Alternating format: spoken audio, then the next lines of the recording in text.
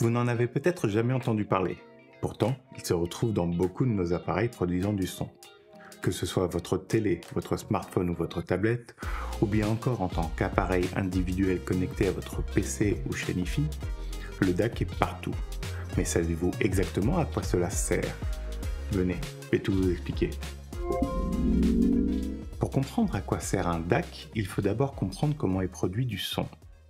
Que ce soit vos enceintes, votre casque ou même vos écouteurs, tous fonctionnent de la même manière, en faisant vibrer un matériel plus ou moins rigide, créant ainsi un déplacement de l'air et donc du son.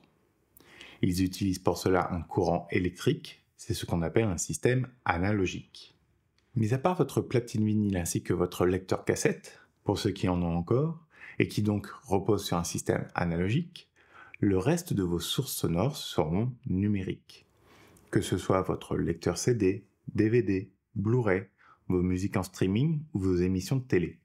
Mais du coup, si on a du numérique d'un côté et de l'analogique de l'autre, c'est-à-dire vos enceintes, casques, etc., comment fait-on pour qu'ils se parlent? Eh bien, il va falloir convertir le signal que le premier envoie au second, et donc utiliser un convertisseur. C'est le fameux DAC. DAC étant l'acronyme anglais de Digital to Analog Converter, et en français, convertisseur numérique vers analogique. CNA. Ouais, c'est pas top à prononcer, du coup on va garder DAC. Le DAC sert donc à convertir les 0 et les 1 de nos fichiers numériques en ondes électriques. Si cette vidéo vous plaît, vous pouvez soutenir la chaîne en cliquant sur le pouce.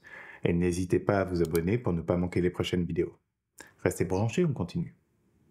Un DAC se compose d'un système électrique et d'une puce de conversion. Il sera forcément intégré à tout appareil recevant des signaux numériques et équipé d'une sortie analogique. Voici quelques exemples de produits possédant un DAC. Votre télé, si elle a une sortie casque, les téléphones qui ont une prise jack, votre ordinateur ayant une sortie casque ou RCA, votre appareil photo avec une sortie casque, vos écouteurs ou casques Bluetooth, etc. etc. Petite note de Benel le monteur.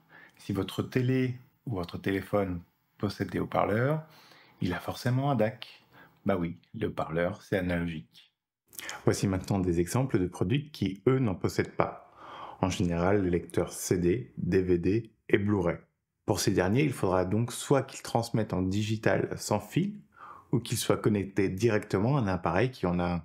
Les DAC indépendants auront toujours une ou plusieurs entrées numériques et une ou plusieurs sorties analogiques. Vous pourrez retrouver les DAC indépendants sous des formes diverses et variées. Par exemple, j'utilise pour connecter mes écouteurs à mon téléphone ce petit DAC de chez Kiwi Ears, l'Allegro.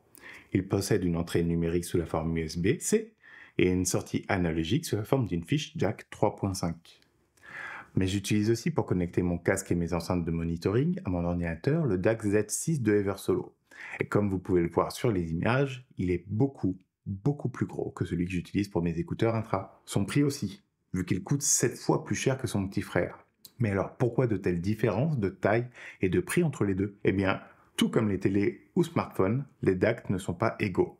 Que ce soit la puce de traitement ou le reste de l'équipement s'occupant du signal électrique, il peut y avoir des différences énormes entre deux DAC. Le plus gros possède évidemment plus de puissance que le petit, mais aussi beaucoup plus d'entrées numériques et de sorties analogiques. Dans cet exemple, côté entrée numérique, il possède du Bluetooth, de l'USB-C, de l'USB-B, une entrée optique et une entrée coaxiale.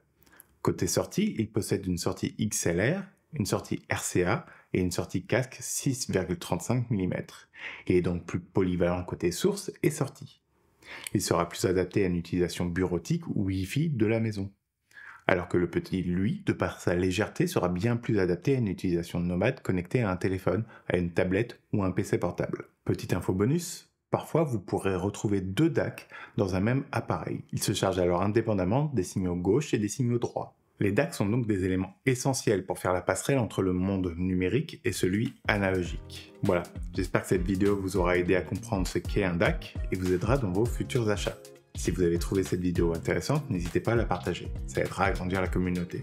Et dites-nous en commentaire si vous possédez un DAC externe, quel modèle vous avez choisi et pourquoi. Si vous voulez découvrir de nouveaux sujets tout aussi intéressants, je vous invite à cliquer sur les liens qui se sont affichés. On se voit à la prochaine vidéo. Ciao!